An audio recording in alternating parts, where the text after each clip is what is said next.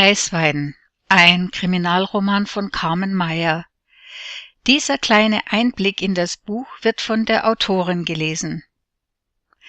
In einem Waldstück bei Breitenkirchen in der Nähe von Würzburg, Samstagvormittag.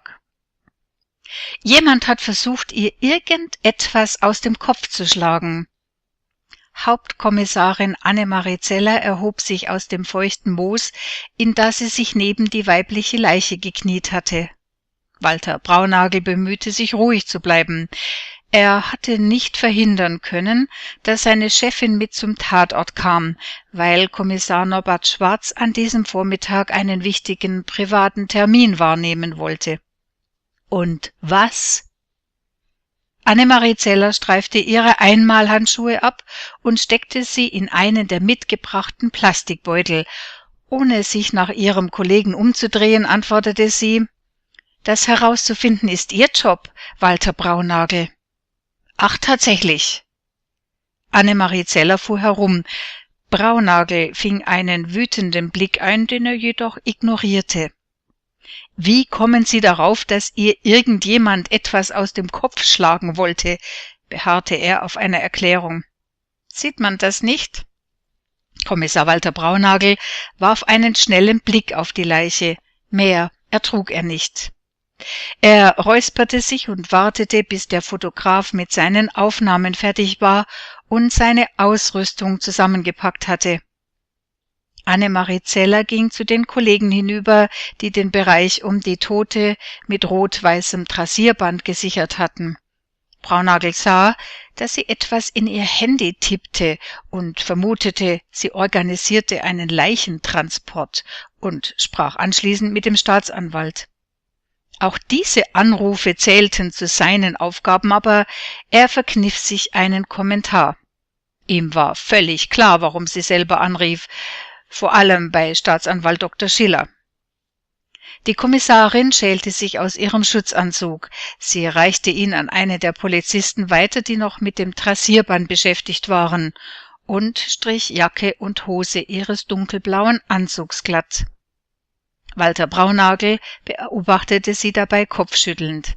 Den Schutzanzug hatte sie seiner Meinung nach in erster Linie übergezogen, um ihr tadelloses Outfit zu schonen, und erst in zweiter, um keine Spuren am Tatort zu hinterlassen. Es war nicht fair, so über sie zu denken, das wusste er, aber manchmal kam ihm so etwas einfach in den Sinn, und er fand es völlig in Ordnung. Der Kommissar drehte sich um die eigene Achse und bedachte den Leichenfundort samt der übel zugerichteten Frau mit einem abschließenden, konzentrierten Blick. Er wollte sicher gehen, nichts übersehen zu haben. Fotos waren für ihn sekundäre Hilfsmittel, wenn er sich bei seinen weiteren Ermittlungen nicht mehr an alles erinnern konnte. Sein Eindruck vor Ort war ihm wichtiger als alle Fotos und Videos der Welt, so gut sie auch sein mochten. Er hatte so etwas wie ein fotografisches Gedächtnis, auf das er sich 100%ig verlassen konnte. Die Frau auf dem feuchten, frühherbstlich mit einer dicken Schicht aus Moos, Tannennadeln und verrottetem Laub bedeckten Waldboden hatte dunkelblondes, kinnlanges Haar, das jetzt wirr und schmutzig um ihren Kopf lag. Ihre Körpergröße schätzte Walter Braunagel auf 1,70. Sie lag auf dem Rücken, die Beine waren angewinkelt und zur Seite gedreht, Arme und Hände lagen wie bei einem schlafenden Baby links und rechts neben ihrem Kopf. Ihr Gesicht war bis zur Unkenntlichkeit zerschlagen worden, weshalb Braunagel auf die Schnelle ihr Alter nicht zu schätzen vermochte. Der Regen der vergangenen Tage hatte einen großen Teil des Blutes abgewaschen und ließ ihre Verletzungen erschreckend deutlich sichtbar werden. Außerdem hatten sich bereits Tiere über die sterblichen Überreste der Frau hergemacht und deutliche Spuren hinterlassen. Die Leiche war bis auf ein paar Turnschuhe an ihren Füßen nackt. Sie trug keinen Schmuck, keine Uhr. Nirgendwo gab es eine Handtasche, ein Kleidungsstück oder etwas anderes, anhand dessen man ihre Identität hätte feststellen können.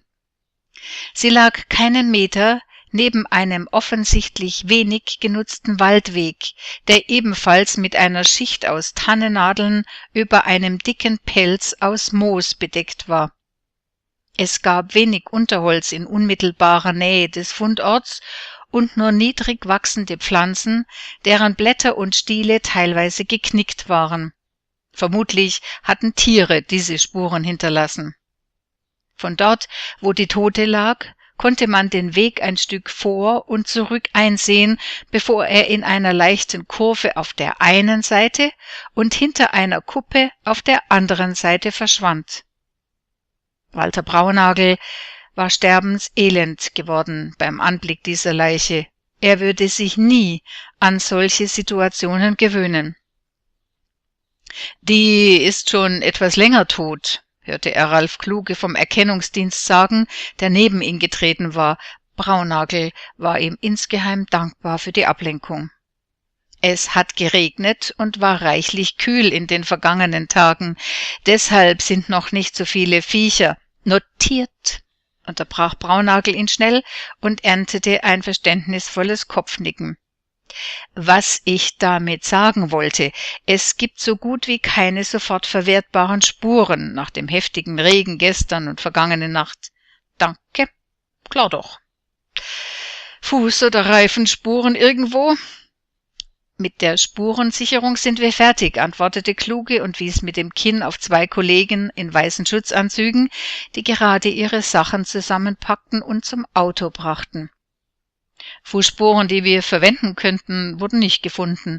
Nach Reifenspuren haben wir sowohl hier als auch vorne auf dem Weg gesucht, aber auch nichts Brauchbares entdecken können.« »Und das umgeknickte Gewächs hier?« »Könnte von den Tieren stammen, die vor uns da waren.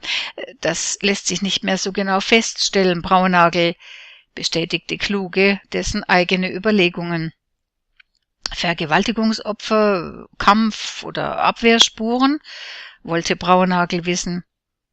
»Keine auf die Schnelle erkennbaren Zeichen dafür«, hat der Notarzt zumindest gesagt.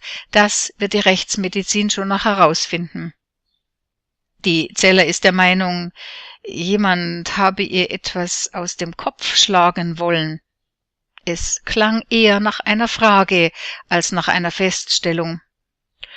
»Das mag sein«, gab Kluge zurück. »Die Schläge ins Gesicht wurden mit großer Wucht ausgeführt, als hätte jemand die Frau abgrundtief gehasst. Meiner Meinung nach muss der Mörder sie gekannt haben.« Er schaute einen Augenblick lang auf die Tote und fuhr dann fort. »Das eingeschlagene Gesicht erschwert die Identifizierung der Leiche. Man wird nicht einmal so ohne weiteres das Zahnschema dafür verwenden können. Auch darin könnte ein Grund für diese üblen Verletzungen zu suchen sein. Raffiniert ausgedacht, falls jemand die Ermittlungen aus irgendeinem Grund verzögern will.« Er legte Braunagel kurz eine Hand auf die Schulter.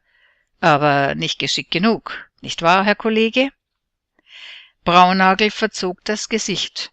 »Na ja.« Ralf Kluge tippte sich kurz mit zwei Fingern an die Schläfe und verabschiedete sich. Kommissar Braunagel warf einen letzten Blick auf die Tote und ging zum Wagen zurück. »Nicht geschickt genug«, wiederholte er die Worte des Kollegen, während er den Motor startete. »Ich weiß nicht, wer du bist, Frau, aber ich werde das herausfinden, wie ich herausfinden werde, wer dir etwas aus dem Kopf schlagen wollte und warum, falls die Zeller mit ihrer Vermutung recht haben sollte.« Wie es weitergeht, erfahren Sie, wenn Sie im Buch weiterlesen. Es ist 2013 als E-Book beim Edition Oberkassel Verlag Detlev Knut Düsseldorf erschienen und ab September 2014 über denselben Verlag auch in Buchform erhältlich. Mehr über Carmen Meyer unter autorin-carmen-meyer.com oder unter editionoberkassel.de. Eine spannende Zeit wünscht Ihnen die Carmen Meyer.